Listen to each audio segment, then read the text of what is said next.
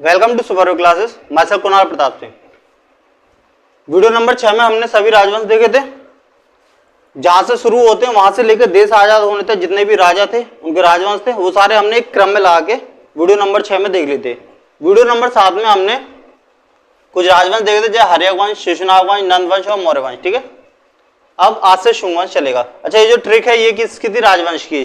जो मेन राजवंश है उनकी ट्रिक है ये। ठीक है, जो आते हैं छोटे छोटे बसते हैं वो राजधानी वगैरह वो सब उनको बाद में देख लेंगे एक वीडियो में।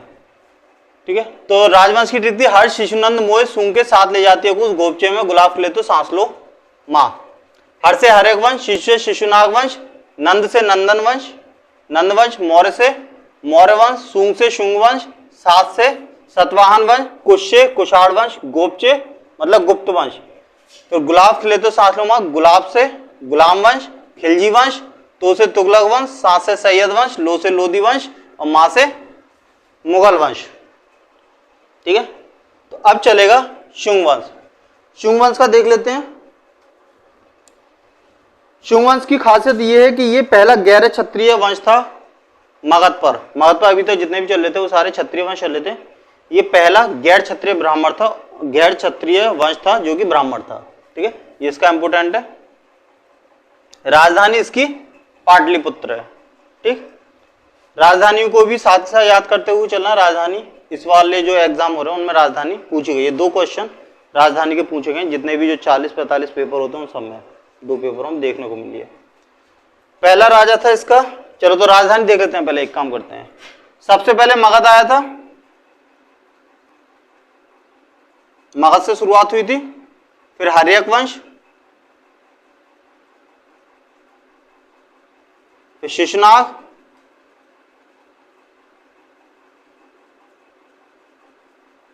नंदवंश, मौर्य वंश,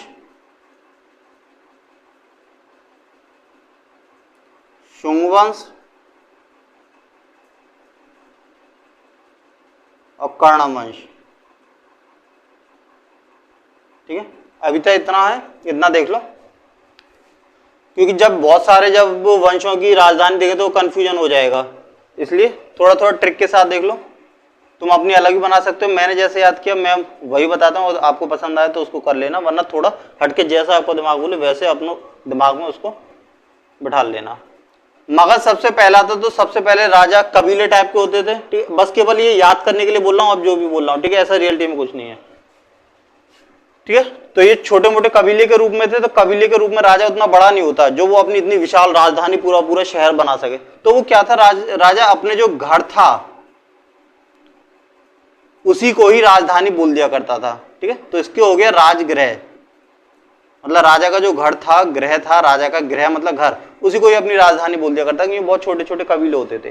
फिर यहां से वंश की स्थापना चालू हुई। वंश, और वंश के तो अपने राजा अच्छे खासे होते हैं, तो इन्होंने जागीरों पे कब्जा करना चालू कर दिया धीरे धीरे, बड़ी बड़ी जागीरों पर। तो जागीर से राजगीर, पहले घर थे राजधानी, फिर जागीरें राजधानी बनने लगी, बड़ी बड़ी जागीरें। ठीक है, फिर शिशुनाग, शिशुनाग में नाग आ रहा है। तो नाग जो होता है जैसे शेषनाग और वो बहुत विशाल होता है, तो वैशाली नाग, नाग काफी विशाल होता है शेषनाग। ठीक है, 5 नाग, वो 5 फन वाला, 5-7 फन वाला। उसके बाद में नंद मोय शुंग के साथ ले जाते हैं। इन सब की है पाटलिपुत्र। बिहार को भी बोलते हैं पाटलिपुत्र, पहले बोलते थे, अब उसका पटना हो गया है। ठीक है, सब बताएंगे पटना नाम किसने कर दिया था पाटलिपुत्र का। इसको याद ऐसे कर सकते हो कि नंद मोय शुंग के साथ, नंद मोय शुंग के पटा लेती है। ठीक है, और किसी को कानो कान खबर नहीं होती। ठीक है, केवल याद करने के लिए बोल रहा हूं ऐसा। नंद मोय शुंग के पटा लेती है, पाटलिपुत्र पटा लेती है, और किसी को कानो कान खबर नहीं चलती। ठीक है, एसएससी का जो भी बच्चा होता है 18+ होता है, तो इसलिए थोड़ा बहुत चल सकता है, कोई दिक्कत नहीं है। नंद मोय शुंग के पटा लेती है और कान में किसी के कान कान फर्क वो पता नहीं चलता। ठीक है, इस तरह से शिशुनाग का वैशाली हो गया, ये राजधानियां हो गई। ठीक है, सतवाहन की भी साथ साथ कर लेते हैं। सतवाहन वंश, इसकी राजधानी है प्रतिष्ठानपुर। ये रही, ठीक है। तो एक इसको ऐसे करके कर लो, सतवाहन मतलब 7 वाहन। तुम अगर कहीं जाओगे तो एक वाहन का यूज करोगे, पर अगर तुम 7 वाहनों का यूज करो, 7 वाहन एक रॉ में लेके जाओ पूरे, एक जैसे आईएएस वगैरह की एंट्री होती है 7 वाहनों के साथ, तो क्यों ऐसा क्यों करे? अपनी प्रतिष्ठा बढ़ाने के लिए, अपने आदमी अपनी प्रतिष्ठा दिखाने के लिए कई कई वाहन एक साथ लेके जाता है, एक गाड़ी पीछे एक गाड़ी आगे, इस तरह से। तो वो 7 वाहन लेके गए, 7 वाहन एक साथ, क्यों? अपनी प्रतिष्ठा बढ़ाने के लिए, प्रतिष्ठा दिखाने के लिए। तो अपनी प्रतिष्ठा बढ़ाने के लिए आदमी 7 वाहन तक एक साथ लेके जाता है, ठीक है। तो ये राजधानी होगी। अब देख लेते हैं शुंग वंश की। तो शुंग वंश की ट्रिक थी, शुंग के पुष्प देवों के कानों में बांसुरी सुना शर्मा। शुंग से शुंग वंश, ये जो ट्रिक है ये वंश और उनके राजाओं की है, और ये जो ट्रिक थी ये केवल वंशों की थी, ठीक है। और ये पर्सनल वंश के राजाओं की ट्रिक।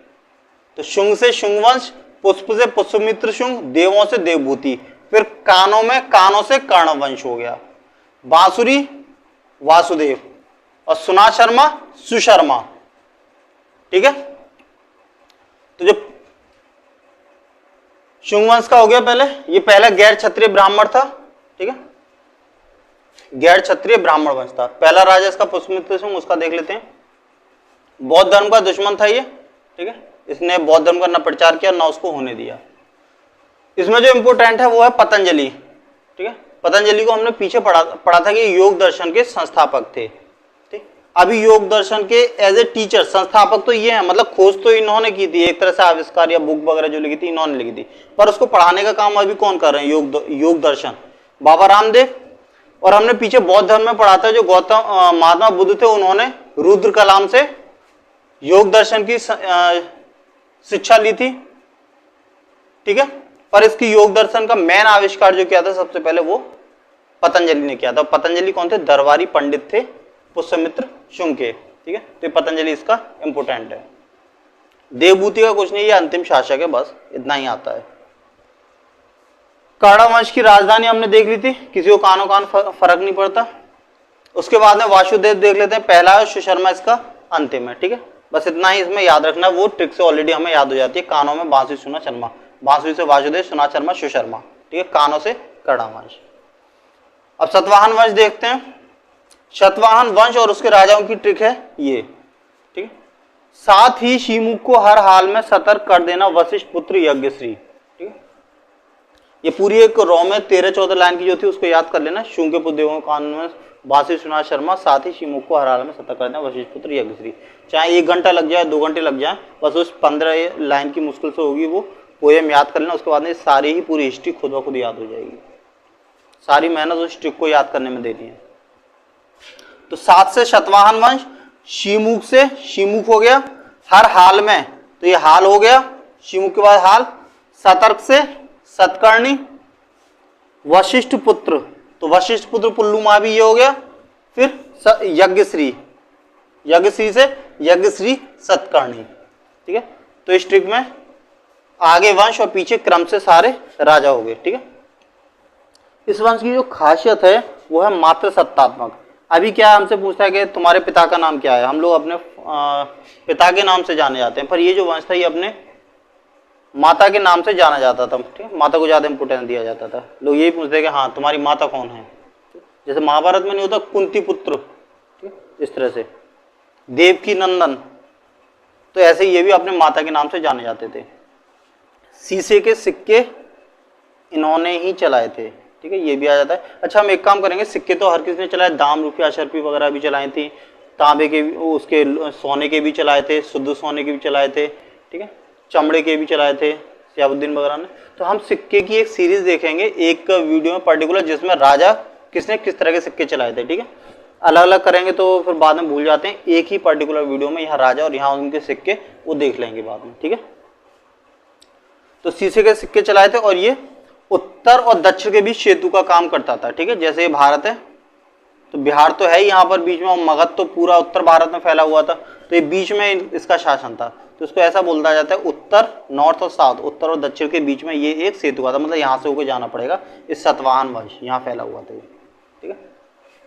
तो उत्तर और दक्षिण के बीच सेतु का काम करता था। सेतु जो वो होता है ऊपर पुल। लिपि इनकी ब्राह्मी थी, और भाषा इनकी राजकीय भाषा प्राकृत। ठीक है, ये प्राकृत हमने जैन धर्म में ही पढ़ा था। जैन धर्म ने अपने प्राकृत भाषा का प्रयोग किया था और बौद्ध धर्म ने पाली भाषा का। पाली सिंपल होती थी, प्राकृत भाषा टफ होती थी। ठीक, तो ये इतना इम्पोर्टेंट नहीं है।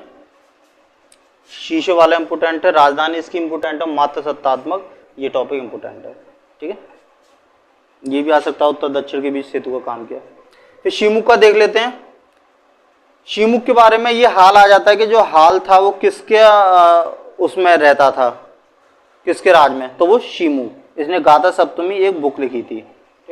फिर बाद में हाल आए। हाल जो थे वो योग शासक बोले जाते हैं, क्यों, वो पहले साहित्यकार थे। ठीक है, पढ़े लिखे थे, चीजों को गंभीरता से लेते थे, इसलिए वो योगी शासक कहलाए। उसके बाद में सतकर्णी। ठीक है, सतकर्णी के बारे में बस यही याद रखना है कि एक जो शक शासक थे, शक बाहर से आए हुए थे, उनमें एक नाहपान था, उसने उस पर अटैक किया था सतकर्णी पर। ठीक है, लेकिन वो खुद ही हार गया। ठीक है, और हार कर वापस चला गया नाहपान। फिर वशिष्ठ पुत्र पुल्लुमावी। ठीक है, इसका है, इसकी रुद्रदामन से लड़ाई हुई थी वशिष्ठ पुत्र पुल्लुमावी की। ठीक है, उसमें वशिष्ठ पुत्र पुल्लुमावी, इसमें क्या था, ये जीत गया, नाहपान अटैक करने आया, खुद हार के चला गया। ये इसमें ये आया था, इसमें नाहपान आया था, इसमें रुद्रदामन आया था अटैक करने। ठीक है, पर इसमें ये रुद्रदामन ये जीता नहीं था, मतलब जीत रहा था, तो बीच में ही इसने फिर वशिष्ठपुत्र पुल्लुमावी ने रुद्रदामन को अपनी जो बहन थी उसकी शादी करवा दी। मतलब एक वैवाहिक संबंध बना के अपने रिश्ते बना लिए इन्होंने। ठीक है, तो पहले मुझे नाहपान आया तो खुद हार के चला गया, पर इसमें ये जीत रहा था, तो जीतने पूरा जीता भी नहीं था, तो इन्होंने वैवाहिक संबंध बना लिए रुद्रदामन से, अपनी बहन की शादी करवा। ठीक है, गुजरात का ये भी शक था। ठीक है, ये भी शक था और ये भी शक शासक था। ठीक है, दोनों ही शक थे। ठीक है, पहला खुद हार गया, दूसरे ने हरा दिया। ठीक है, और वैवाहिक संबंध बना लिया। तो क्वेश्चन ये आ सकता है कि किस सतवाहन वंश के किस शासक ने शकों से अपने संबंध बनाए, संबंध चालू कर दिए, वैवाहिक संबंध बना लिए। बाद में यज्ञश्री सतकर्णी था, यह अंतिम शासक था। ठीक है, इसका और कुछ इंपोर्टेंट नहीं है। अब नेक्स्ट आते हैं कुषाण वंश पर। तो कुषाण वंश काफी इंपोर्टेंट है और उसमें सबसे ज्यादा है कनिष्क। ठीक है, कनिष्क के ऊपर बहुत सारे क्वेश्चन बनते हैं और आते भी हैं। तो कुषाण वंश के जो राजाओं की ट्रिक है, ठीक है, वो ये है, कुश, काजल और कनिष्क को बांसुरी सुना दे।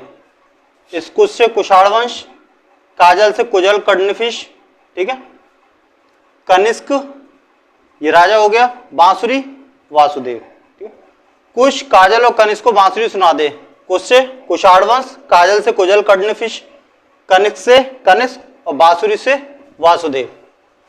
ये राजाओं की ट्रिक होगी क्रम से।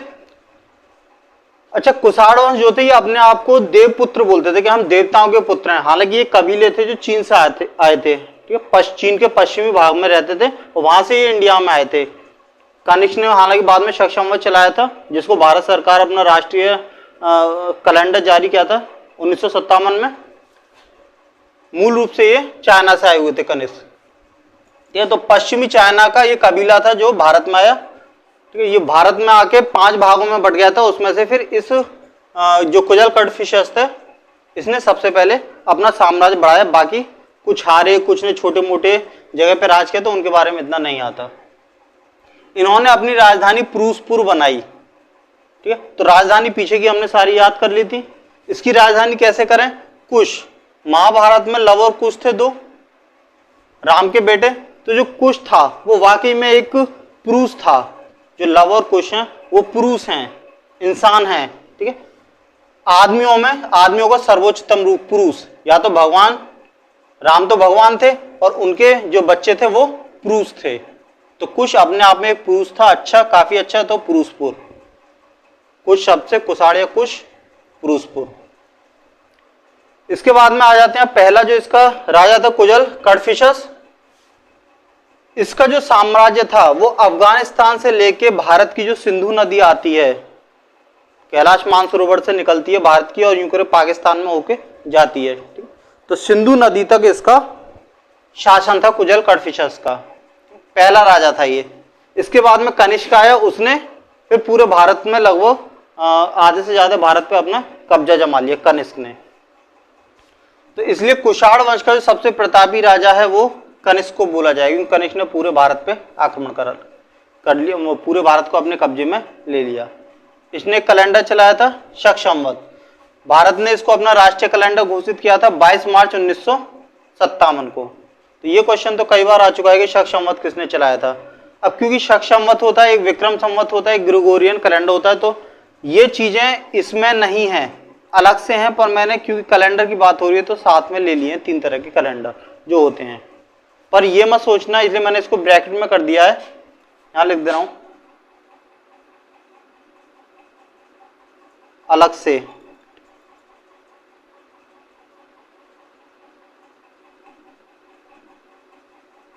अलग से इसको ध्यान रखना है, ये कनिष्क ने ये चीज नहीं करवाई है। कनिष्क ने केवल शक संवत चलाया था और भारत सरकार उसी को अपना रही है। अलग से था ये विक्रम संवत, चंद्रगुप्त विक्रमादित्य ने, चंद्रगुप्त मौर्य था, बाद में विक्रमादित्य की उपाधि उन्होंने ग्रहण कर ली थी, तो उन्होंने विक्रम संवत चलाया था चंद्रगुप्त मौर्य ने।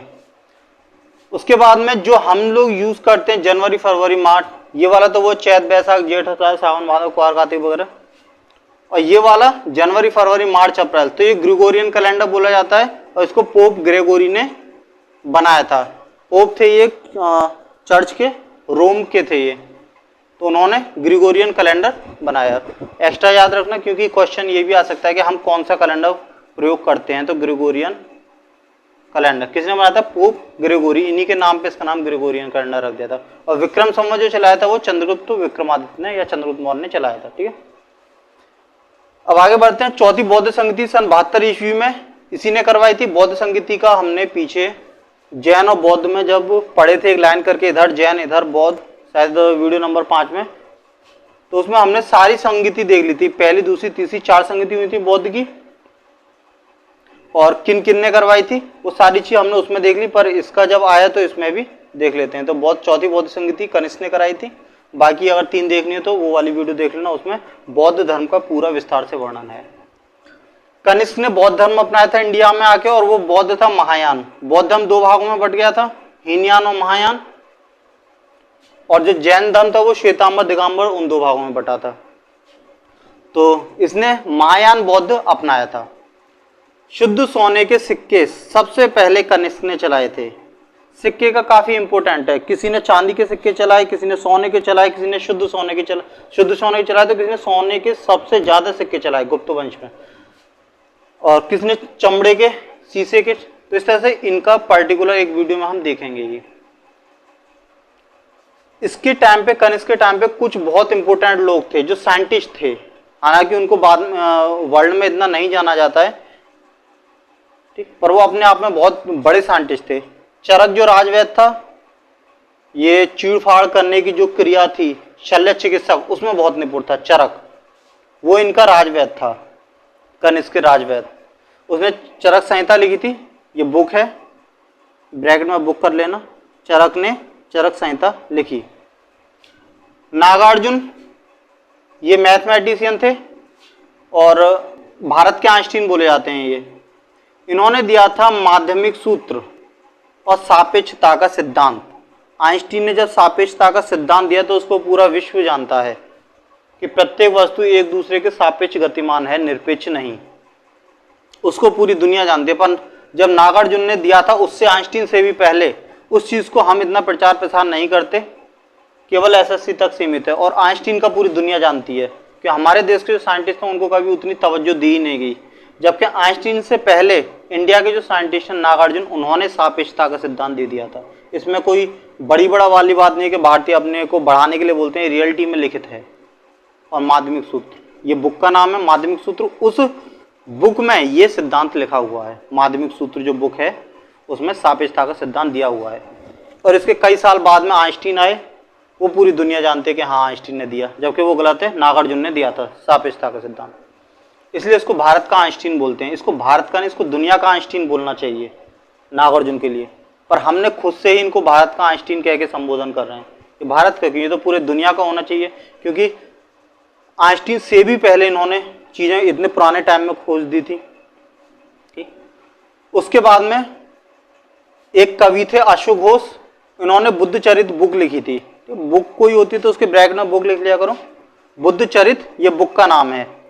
इसमें क्या था कि जितने भी बौद्ध थे, बौद्ध की पूरी, जैसे राम की रामायण थी, ऐसी बौद्ध की रामायण है ये। बौद्ध की पूरी जीवन परिचय राम की रामायण की तरह इसमें है, तो इसको बौद्ध का रामायण बोलते हैं। वासुदेव ये भी कवि थे, इन्होंने महाविभास बुक लिखी। ये क्या है? बौद्ध धर्म का विश्वकोश। ये जितने भी हैं इनको अंडरलाइन कर लो, कवि गिने चुने हैं और बहुत इंपोर्टेंट हैं ये। नागार्जुन, अश्वघोष, वासुदेव। तो बौद्ध धर्म का विश्वकोश कौन सी बुक बोली जाती है? महाविभास। इसमें बौद्ध धर्म में जितने भी उपदेश दिए थे, छोटी मोटी और बातें थी, उनकी जो शिक्षाएं थी, वो सब इस महाविभास में उन्होंने एकत्रित करके लिखा है वासुदेव ने। रेशम मार्ग कनिष्क ने बनाया था। जो अभी चाइना यूज कर रहा है, तो चाइना से पहले कनिष्क ने इंडिया से शुरुआत की थी रेशम मार्ग की, और चाइना उसको आज भी फॉलो कर रहा है। भारत उस रेशम मार्ग को भूल गया और चाइना ने विश्व में एक बहुत बड़ा रेशम मार्ग बना डाला। इसके टाइम में गंधार शैली जो तक्षशिला में देखने को मिलती है, और मथुरा शैली, इन दोनों का काफी विकास हुआ था। ये क्वेश्चन एक बार आ चुका है कि गंधार शैली और मथुरा शैली का सर्वाधिक विकास किस काल में हुआ था? तो कुषाण वंश के टाइम में हुआ था, और कनिष्क ने किया था। ऑप्शन में कुषाण दिया हुआ था, ठीक, कुषाण वंश। वास्तुकला का सर्वाधिक स्वर्णकाल यही था। सर्वाधिक जो विकास हुआ था इसका, या स्वर्णकाल बोल दो, एक ही इसने बौद्ध की खड़ी मूर्ति बनाई थी, वही वास्तुकला होती है, मूर्ति वगैरह बनाना इस तरह से। तो बौद्ध धर्म में जो भगवान बुद्ध की जो मूर्तियां थी, खड़ी प्रतिमा, वो इन्होंने बनवाई थी कनिष्क ने। तो ये इंपोर्टेंट है, कनिष्क का मैनमेंट काफी इंपोर्टेंट है, ठीक है। इस पर IMP डाल लेना। गिने चुने चंद्रगुप्त, कनिष्क, एक दो राजा हैं जिनका सब कुछ याद होना चाहिए। वासुदेव का कुछ खास नहीं है, बस अंतिम शासक है, ठीक। तो तुम्हारा साथ ले जाती है कुश, गोपी, यहां तक तुम्हारी हो गई। हर्यक वंश हो गए, शिशुनाग वंश हो गया, नंद वंश हो गया, मौर्य शुंग वंश, सतवाहन वंश, ठीक, और कुषाण वंश। अब गुप्त वंश चलेगा। गुप्त वंश काफी डिटेल में है, अगर इस वीडियो में शामिल करो तो बहुत लेंथी वीडियो हो जाएगी। तो नेक्स्ट वंश अगली क्लास में देते हैं, ठीक। धन्यवाद।